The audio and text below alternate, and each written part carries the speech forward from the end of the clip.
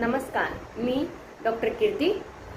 उन्हाळ्यामध्ये उष्णता खूप जास्त असते, म्हणजे खूप आगाग होते, तळहात तळपायांची आगाग होते, काही जणांना लघवीला जळजळ होते। तर अशा वेळेस आपल्या रोजच्या आहारातील एक असं म्हणजे काकडी। उन्हाळ्यामध्ये सर्रासपणे काकडी खाल्ली जाते, पण ती का किंवा त्याचे उपयोग काय?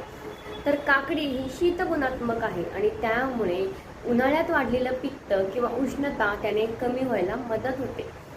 म्हणूनच डोळ्यांना होणारी आगाग ती काकडीच्या नित्य सेवनाने कमी होते।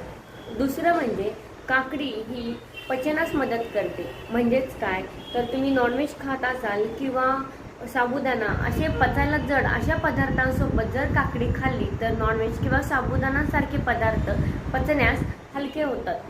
तिसरा म्हणजे काकडीच्या रसाच्या सेवनाने किंवा काकडी नित्य सेवनाने त्वचा सुद्धा तजेलदार होते। आणि चौथं, काकडीच्या बिया या तापावर अतिशय चांगले काम करतात। म्हणजे काय, काकडीच्या बिया जराशा वाटून त्यामध्ये 10 ग्रॅम काकडीच्या बिया घेतल्या, त्या वाटल्या, त्यामध्ये 100 ml पाणी टाकून त्याचा जर काढा उकळला तर असं हे काकडीचा बियांचं काढा तापात घेतल्याने ताप कमी होण्यास मदत होते।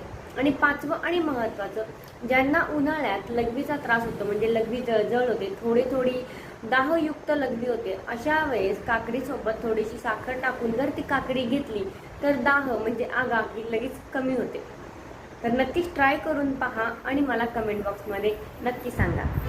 धन्यवाद।